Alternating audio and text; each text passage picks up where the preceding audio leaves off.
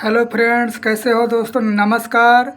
आज मेरा स्क्रीन पर थंबनेल देखकर पता चल गया होगा कि आज हम हरसिंगार पारिजात के पेड़ के बारे में बात करेंगे कि इसको कैसे गमले में लगाया जाए, क्योंकि हमारे बहुत से भाई का कमेंट होता था कि हम हरसिंगार के प्लांट को गमले में लगाते हैं पर चलता नहीं है। तो आज का हम इसी के विषय के ऊपर बात करेंगे। तो आप लोग इस वीडियो को पूरा जब देख लेंगे तब समझ में पूरी तरह से आ जाएगा। कभी भी आपका हरसिंगार का लगाया हुआ पौधा फेल नहीं होगा। आप देख रहे हैं मेरे स्क्रीन पर कितना बढ़िया हरा भरा पारिजात का पेड़ है ये। तो आप भी अपना पौधा इस प्रकार से हरा भरा कर सकते हैं। तो आज हम इसी के ऊपर स्टेप बाय स्टेप बात करेंगे, जो कि आप लोग समझ लेंगे तो पूरी तरह से कभी भी फेल नहीं होगा। और इसके खाद के बारे में भी बात करेंगे, कौन सी खाद की रिक्वायरमेंट होती है। तो साथियों, हमारा चैनल गार्डनिंग लाइफ को अगर पहली बार देख रहे हैं तो प्लीज़ आपसे रिक्वेस्ट है कि इसको सब्सक्राइब कर लें, ताकि गार्डनिंग से रिलेटेड, पेड़ पौधे से रिलेटेड वीडियो आप तक पहुंचाते रहेंगे और नई नई जानकारी देते रहेंगे। तो देखिए दोस्तों, इस स्क्रीन पर जो प्लांट दिख रहा है ये पीछे 1.5 साल पुराना हमारा प्लांट है, जो कि इसको मैंने नर्सरी से 50 रुपये के रेंज में लेकर आए थे। उसके बाद इसको लगा दिया था गमले में, और आप देख पा रहे होंगे कि कितना बढ़िया हरा भरा है मैं बिल्कुल। और ये बिल्कुल फूल देने की स्थिति पर है। अगर इसकी गमले की साइज़ की बात करें तो साथियों, मेरा ये 12 इंची और जो 10 इंची का गमला आता है नॉर्मल साइज़ का, ये बिल्कुल सेम वही साइज़ है। कोई ज़्यादा बड़ा गमला नहीं है। तो आप इसको बड़े गमले में लगा सकते हैं। जितना ही बड़ा गमला आपका होगा उतने बढ़िया इसका बेनिफिट रिजल्ट, और इसकी जो कलियां हैं वो ज़्यादा मोटी और बढ़िया घनी, और पेड़ भी घने होंगे। ये हर्बल प्लांट होता है साथियों। हमारा हरसिंगार इसको फूल से लेकर पत्ते तक ये बहुत ही उपयोगी होता है। इसका फूल शंकर भगवान को और माता जी पे चढ़ाए जाते हैं। और बहुत ही बढ़िया इसको नाइट जैस्मीन के नाम से भी लोग जानते हैं, क्योंकि ये फूल हमारा रात को 4 बजे जो खिलता है और सुबह खिलने के बाद पूरी तरह ज़मीन पर ये गिर जाता है। बहुत ही मनमोहक दृश्य होता है उस समय का।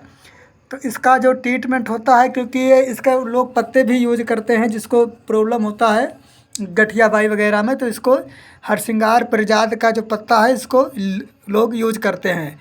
वैसे साथियों, अगर बात करें तो ये बहुत हार्डी प्लांट होता है। ये एक तरह से माना जाए तो पूरा ये एक तरह से वृक्ष के रूप में होता है। बहुत बड़ा पेड़ बन जाता है। लेकिन ये अगर ज़मीन में लगेगा तो, अगर इसको तो गमले में लगाने हैं तो इसके कुछ सावधानी होती है। अगर वो प्रक्रिया आप साल भर के बाद अपनाते हैं, 6 महीने बाद, तो आपको कभी भी दिक्कत नहीं आएगी और पूरी तरह नीचे से ऊपर तक इसके फ्लावरिंग करता रहेगा।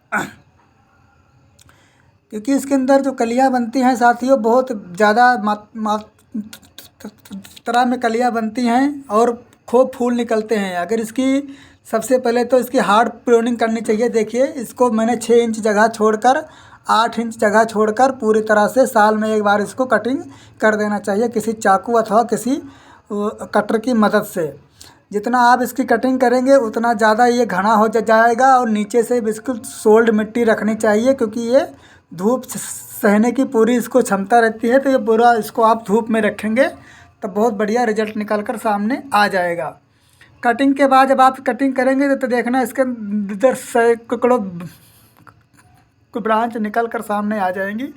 अगर कुछ इसकी ब्रांच सूख जाती हैं तो इस तरह इसको कटर की मदद से हमें कट कर देना चाहिए, ताकि ये अच्छे से घना हो सके। वैसे फूल देने का जो समय होता है साथियों, ये अक्टूबर के बाद, अक्टूबर, नवंबर, दिसंबर, ये पूरी सर्दी मार्च अप्रैल तक फ्लावरिंग करता है।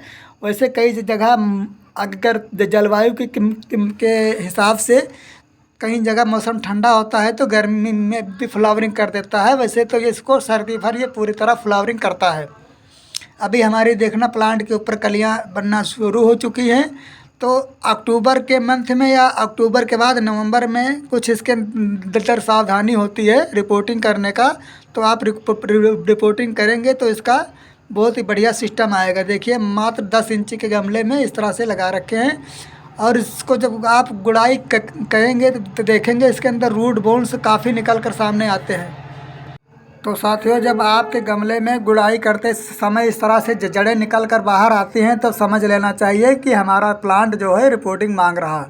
अब हम बात करेंगे कि रिपोर्टिंग को किस प्रकार करना चाहिए। तो इसको पहले एक दिन पहले पानी डाल देना चाहिए। उसके बाद जहाँ से पकड़ कर इस तरह से इसको बढ़िया नीचे से, ऊपर से मत पकड़ना नहीं तो टूट जाएगा। तो इसको नीचे से पकड़ कर पूरी तरह से इसको हिलाकर आराम से इस तरह से सावधानी के साथ हमें गमले को बाहर खींच लेना चाहिए। तो गमला हमारा पीछे रह जाएगा और पूरी जाल बिछा हुआ इस तरह से रोड बाउंड का निकल आएगा। इस तरह ये देखिए, इसके अंदर गिट्टी निकलती है, ठिकरी जो हम लगाते हैं गमले में, तो इसको निकाल कर अलग थोड़ा रख लेना चाहिए ताकि हमें दिक्कत ना है। तो आप इस तरह से हाथ की मदद से अथवा खुरपे की मदद से पूरी तरह से इसको जब आप झाड़ देंगे तो पूरी जाल की तरह पूरी जाड़ी इसकी तरह से निकल कर ये सामने जड़े जड़े हो जाएंगी।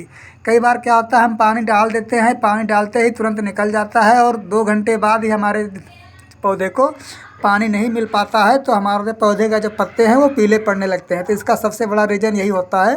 तो रिपोर्टिंग साल भर के बाद ज़रूर कर देना चाहिए, क्योंकि मैंने पहले भी बताया कि ये जब जो पौधा होता है ये हार्डी प्लांट होता है, तो ये पूरा वृक्ष का रूप ले लेता है। तो इसलिए इसको अगर गमले में हमें लगाना है तो हमें इसको साल भर के अंदर में एक बार, अगर ज़्यादा बड़ा है तो एक बार, अगर छोटा गमला है तो 2 बार रिपोर्टिंग करना ज़रूरी होता है। जितना ही आप इसकी रिपोर्टिंग करेंगे इस प्रकार से, उतना ही बढ़िया रिजल्ट और हरा पत्ता निकल कर सामने आएगा। तो इसकी फालतू की जितनी जड़ें हैं सारे हमें खुरपा से काट देना है या चाकू से, उतनी ही मिट्टी रखनी है जितनी कि हम नर्सरी से लेकर आते हैं। तो उतना मिट्टी रखोगे तो काफ़ी दिक्कत नहीं आएगी। उसके बाद इस तरह से हमें मिट्टी को पूरी तरह से साफ़ कर लेना है, जड़ें इसकी निकाल कर साइड में रख देना है और पूरी तरह से हमें इसको जड़ों को अच्छे से साफ़ कर लेना है। अब हम बात करेंगे साथियों खाद की। जब हम रिपोर्टिंग करते हैं तो खाद का बहुत बड़ा महत्व होता है फर्टिलाइज़र का। देखिए मेरे हाथ में है ये पुराना केले का छिलका, जो कि केले के जो छिलके होते हैं इसके अंदर बहुत सारे तत्व और विटामिन पाए जाते हैं, कैल्शियम वगैरह। तो ये हर प्लांट को बहुत ही लाभ देते हैं। उसके बाद हमें वर्मी कंपोस्ट खाद भी डालनी पड़ती है। और आप ये जो देख रहे हैं ये हमारे हाथ में ये सिंगल सुपर फास्फेट का है, NPK के कुछ दाने हैं पोटास के। तो आप इसके अंदर 1 चम्मच बड़ा पोटास खाद यूज कर सकते हैं। उसके बाद साथियों ये कुछ चीज़ें ऐसी हैं जो आप अगर जान गए तो कभी भी आप हर श्रृंगार के ऊपर फूल खाली नहीं रहेगा। दूसरी बात इस खाद आती है साथियों, ये हमारा सिंगल सुपर फास्फेट है, जिसको हम सुपर पाउडर के नाम से खाद को जानते हैं, जो हमारे खेतों में किसान भाई यूज करते हैं धान गेहूँ मक्का वगैरह में। तो ये भी खाद आपको हर नर्सरी पर मिल जाएगी। उसके बाद चलते हैं साथियों लास्ट की खाद की बात करेंगे। ये हमारा है थोड़ा सरसों की खली। ये हम एक गमले की बात कर रहे हैं। अगर आपने ज़्यादा गमले रिपोर्टिंग करने हैं तो अपने हिसाब से आप डाल लेना है, वैसे ज़्यादा ये प्लांट को नुकसान नहीं पहुंचाएगा। सर्दी में रिपोर्टिंग करेंगे तो कोई दिक्कत नहीं आएगी। पूरी तरह से गमले हमें इस तरह साफ़ कर लेना है और साफ़ करने के बाद इसके अंदर नीचे पत्थर का टुकड़ा या जो भी अपना मिट्टी का टुकड़ा या पत्थर का टुकड़ा, जिसको ठिकरी हमारे भाषा में कहते हैं, तो इसका तरह से ठिकरी आप लगा देंगे। इस प्रकार से अगर आप सावधानी के साथ काम करते हैं तो कभी भी आपको माली लगाने की ज़रूरत नहीं पड़ेगी। आप खुद ही अपना सारा काम बड़े आसानी के साथ कर सकते हैं और रिज़ल्ट बहुत बेहतरीन निकल कर आएगा। तो इस तरह से जो हमारी मिट्टी पहले की पड़ी हुई थी उसके अंदर हम खाद यूज कर लेंगे। तो कई लोग सोचते हैं कि कमेंट करते हैं कि माली भाई क्या हमारे खाद को मिट्टी बदलनी पड़ेगी। तो मैं कहता हूँ कुछ नहीं बदलनी, वही मिट्टी हमें दोबारा फर्टिलाइज़र डाल करके दोबारा उसी मिट्टी को हमें यूज करना है। और नई मिट्टी तो बिल्कुल ना ही यूज करें तो ज़्यादा अच्छा है।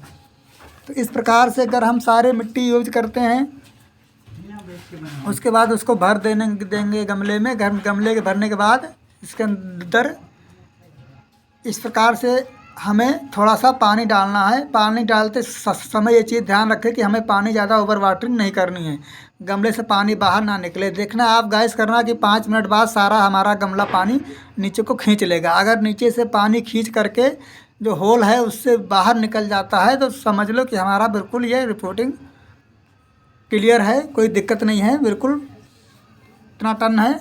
तो इस तरह से अगर रिपोर्टिंग आप करते हो तो इसको कुछ दिन के लिए हमें सेमी शेड में रख देना चाहिए, छाँव में, ताकि छाँव में रखने से पूरी तरह से रूट बाउंड हो सके। छाँव में 10 दिन रखने के बाद इसको पुनः हम दोबारा धूप में रख देंगे। दोबारा धूप के रखने के बाद इस तरह से देखना आप, एक 19-19 MPK आता है, आप उसका भी थोड़ा सा स्प्रे कर सकते हैं, या चावल का पानी और थोड़ा शैम्पू मिलाकर भी स्प्रे कर सकते हैं। बिल्कुल आयन के पत्ते आपके चमकदार हो जाएंगे और इस प्रकार से